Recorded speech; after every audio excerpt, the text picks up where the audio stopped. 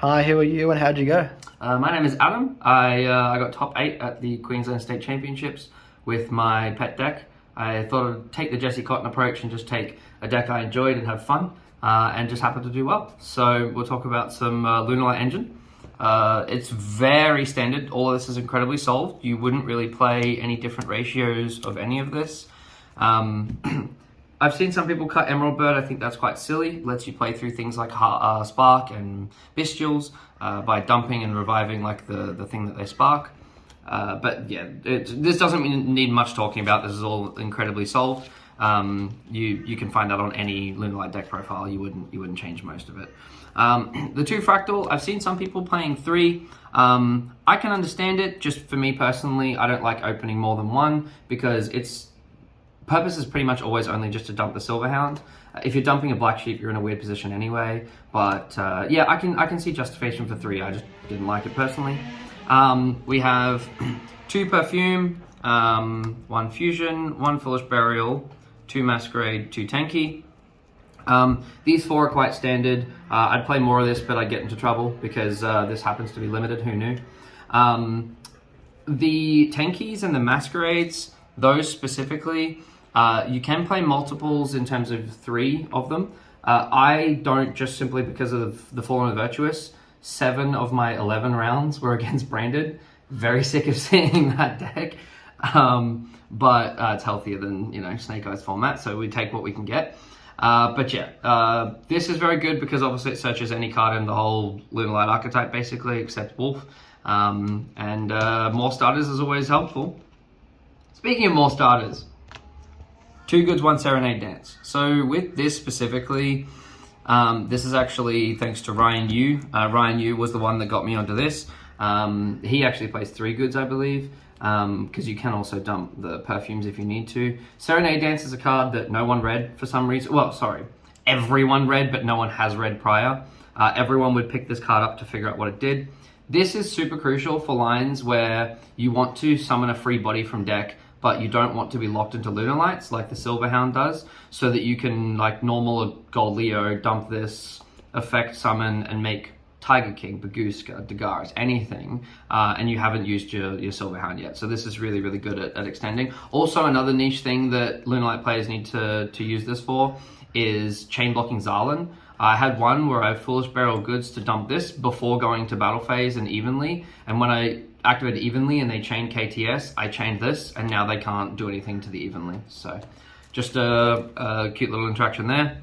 Poly and the tech for me, which I really loved, was Super Duper. Wish they didn't call it that. Really stupid name. I think it was called Apex Fusion before, but yeah. This card lets you play through Imperms and Veilers on the Gold Leo. So initially we used to play Almirage. I've cut Almirage because you used to get Impermed, turn Gold Leo into Almirage, and then you could use a Perfume to revive and try to continue. What this lets you do is this lets you turbo summon a Perfume, which searches Perfume, and continue plays. And also this is a super poly, so it can't be responded to. And this, I think, has more capability to do things in other game states where Almirage is only for that one specific moment. This lets you extend in many different ways. So I really liked it. I would not cut that, to be honest. 1 Call by 1 Prosperity. Don't need to talk about this. Everyone knows what it does. Prosperity was good. It was hard to figure out what to banish sometimes. I don't know if I'd cut it. I think it was fine. I didn't have any qualms. And then just general non-engine, 3 Crown, 3 Impulse, 3 Charmies, which rounds out the 40. This card, I hate it. It sucks. It is good, but for me personally, it's always felt underpowered. But it did come up a couple of times. I crowned a Titaniclad so it couldn't kill my Liger, but I really don't like the card. It's just kind of mandatory, I think, in a lot of decks that can make the most of it. So yeah, that's pretty much it for the main. I wouldn't really change much of it. It's pretty solved. I really liked pretty much all of it. I was very happy with my decision. It's just Lunalight isn't that great in this format, so I think what carried me is people not expecting to come up against it. We'll go into the extra. So SB, Cross Sheep, Tiger King, Baguska, Dagaris. This is all very standard. You can sort of mix and match these in whatever way you want. These 3 are mandatory. If you're not playing the 3 rank XCs here, then you are simply just trolling. But the Ryan Yugu is the Nyala. Nyala is one of 2 generic rank 4s in the game that detach their material for effect, not cost. However, Redoer leaves the field, so you lose the link body. And Nyala detaches 2 for effect, both for effect. So that's really good in situations where you might Kaleido Chick dump a Yellow Martin, Tiger revive it, and then overlay with Nyala. Nyala can detach it for effect, which would then trigger the Yellow Martin to add, or you can do that same thing with Kaleido Chick to recycle polys and stuff like that. So this is really, really good. This card carried a lot of games where I should not have won and managed to get the resources because of it. For the Lunalight fusions, we play 2 Perfume, 1 Panther. This is where it gets quite different because this is format dependent. 3 Leo, 3 Liger. So the reason for this is just simply for Cool Tune, Crackle. I wanted it where they would look at my extra deck and not be able to have something good to banish. If you hit 2 Ligers, I still have a Liger left. If you hit 2 Leos, I still have a Leo left to be able to make the Ligers. So realistically, the only hit becomes Perfume, but going second, you can still play through having your Perfume hit, because most of the time, your combos don't actually go through Perfume that much going second. You're pretty much going to just put so much pressure on, and then just go straight to Liger and go for the kill. So yeah, it works pretty well. I was actually really happy with this. And as you'll see later, I have an extra deck sided card that one of the Leos drops for. So onto the side. In my opinion, this is the best board breaker in the format at the moment, evenly. Not too many decks have answers to it. Obviously, as I explained before, KTS have to chain and then chain to Zarlan. So if you have something like Serenade Dance, you can chain block, or even Crown, anything. Just something you can chain block the Zarlan with. Branded, don't have a good answer to this. Elf Notes do, but I didn't run into Elf Notes, praise the Lord. Then we have 2 Heavy Poly and another Lunalight Fusion. This is kind of a fake card. I think Lunalight players are starting to work out that you don't main deck this card. Heavy Poly is not a good card in the main deck. It's a brick. The deck is very good at going second pre-side. Like just pushing through decks with just engine. It's very good. It does not need Heavy Poly. Heavy Poly is like a fake card. Heavy Poly is there for when you know you're going second to force out the Solemn Judgment they might have sided in or something. It sometimes might resolve, but more often than not, you're just using it as a free 1-for-1 trade with their biggest negate, because everyone knows to negate this. So, and Lunalight Fusion is the same thing. Also, one thing on Lunalight Fusion that matters is it says you can only activate once per turn. This is why I play 2, because if I open one of them and I activate it and they judgment it or something, they negate activation. So I can then search the second via Martin later in the combo and still use it to win the game. So that comes up sometimes. 3 Ash, this is just for going first, siding out the Charmies and to stop me getting Charmied. This card fucking sucks. It is not good this format. It is just purely for going first to stop more Charmies. Masquerade, it's just another starter, just more things to help me push.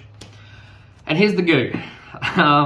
This is the goo. This is what had everyone kind of laughing when I was doing this at top tables. Gozen, Rivalry, Mask of Restrict, Anti-Spell. So the logic behind these, there's a big hear me out. The logic behind these, what are you laughing for? Is against Sky Striker, Mitsu, whatever. Obviously Anti-Spells is just a really good card. Gozen and Rivalry, Mask of Restrict, the reason I played it was actually to try and stop myself from getting like Kaiju, Lava Golem, Sphere Mode, whatever. But I realized at the event that was kind of pointless because Gozen and Rivalry do the same thing. Because if I flip Gozen in the draw phase while I have my Ligers, I'm locked to Dark. So unless they happen to be playing like Radiant, I think it is, the Dark Kaiju, which no one's playing, they can't Lava Golem me or anything. And same with Rivalry. Would you cut the mask? Yeah, absolutely. Yeah. It's very funny because it's the one that says no matter the situation. It's the OG print, which is very funny. But yeah, I would, because it achieves the same thing that these achieve. So I would definitely cut Mask just because it's not needed. It's a very funny card. It's just these do the job. And then you're probably wondering, like, well, Lunalight's not a draw deck, so how are you going to see these? Because other than Dagaros, yes, I have the piss rare. Alan Bershin, it is trivially easy for Lunalight to put out 4 level 4 bodies to overlay into an Alan Bershin. I did it at like table 3 where judges even stopped to take a photo because it was funny. And then you just detach and search any spell or trap in your deck. So you just go get the appropriate floodgate for the matchup. Konami, please change the rules. Please let me have this in an extra deck sleeve in the side deck. I hate having this in a main deck sleeve and having to switch it out. The logic of like, oh, well, your opponent will now know. The opponent knows. They're watching me change sleeves of a card mid-side. It just makes the side take longer. I don't care if my opponent sees I have an extra deck sleeve in my side. So please change that rule. But yes, this was good. This came up. This won me games. I would definitely not cut this. Citing this in to search this against Sky Striker was hilarious. So yeah, Alan Bershin is quite funny and will become a lot more popular, I think, when Baguska gets deservedly banned. I don't know why that card's not banned yet. Konami banned that card. But yeah, that's pretty much it. Had a lot of fun. Yeah, I know this is disgraceful to look at. Had a lot of fun. And it was a good time. Thanks to everyone who ran that tournament. It was a good tournament. It was a good amount of fun. Shout outs to Dean for lending me the crowns, even though that card sucks and I hate it. And shout out to all the guys who I usually test with, and the boys who I'll be traveling down to Oceanics in a month with. So yeah, thanks guys.